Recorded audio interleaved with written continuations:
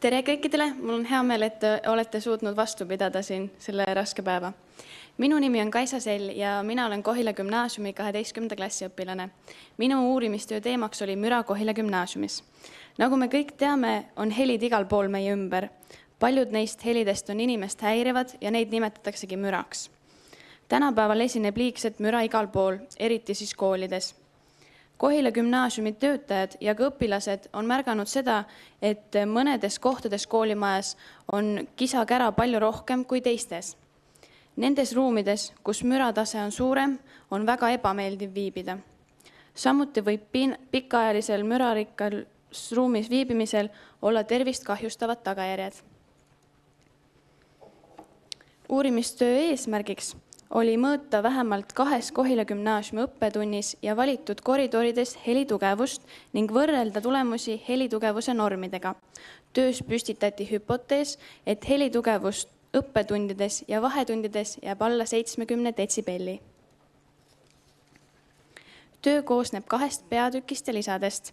Esimeses peatükis püütakse kirjandusallikate abil selgitada müra olemust ja teises peatükis on toodud mõõtmiste kirjeldused, tulemused ja nende analüüs ning soovitused, mida siis teha, et vähendada müra Kohila gümnaasiumis. Mõõtmiseks kasutati Tiigrihüppe sihtasutuse projekti kaudu koolidele muretsetud Vernieri laabkuest seadet ja helitugevuse mõõtjat ja mõõtmised viidi läbi ajavahemikus 9. märts kuni 9. aprill 2010. aastal. Mõõtmiste tulemuse põhjal järeldati, et Kohila gümnaasiumi mürarikkam koridor asub Vanamaja 3. korrusel. Kohati ületas helitugevus seal lausa 90 detsibelli. Sellise helitugevuse põhjustab siis näiteks püssilask. Müra peamiseks põhjuseks on see, et sel korrusel asuvad algklasside koduklassid ning algklasside õpilased on palju suuremad müra tekitajad kui gümnaasiumi või põhikoolide omad.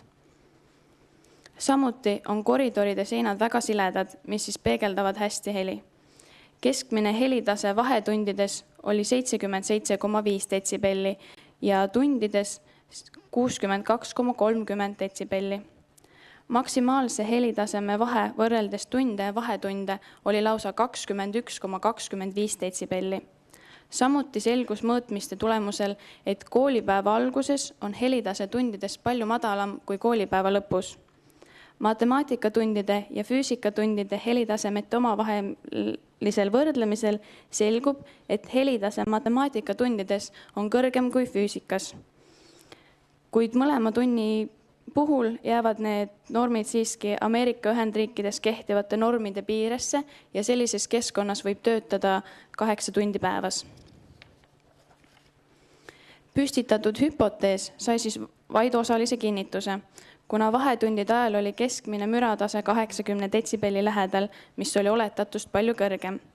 Teaduslikult on tõestatud, et pidev helitase, mis on üle 70 detsibelli, on inimese tervist kahjustav ja edaspidi oleks huvitav uurida, et kui paljudel üle 10 aasta koolis töötanud õpetajatel esineb kuulmislangust. Huvitav on ka see, et erinevates allikates on toodud erinevad müranormid. Mida teha selleks, et vähendada müra Kohila gümnaasiumis? Kõige efektiivsemaks müra vähendamiseks oleks müraallikate eemaldamine ruumist.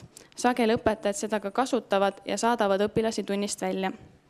Vahetundide ajal võiks õpilased ilusa ilma korral rohkem õues viibida, kuna meie koolis on sisehoovi võimalus. Samuti aitaks liigset müra vähendada see, kui heli peegeldavaid pindu katta materjalidega, mis heli neelavad. Kohila gümnaasiumi koridorides oleks võimalik müra vähendada, kui näiteks laed katta poorse materjaliga või riputada siledatele seintele rohkem pehmeid stende või õpilastöösid. Ma tänan kõiki tähelepanu eest.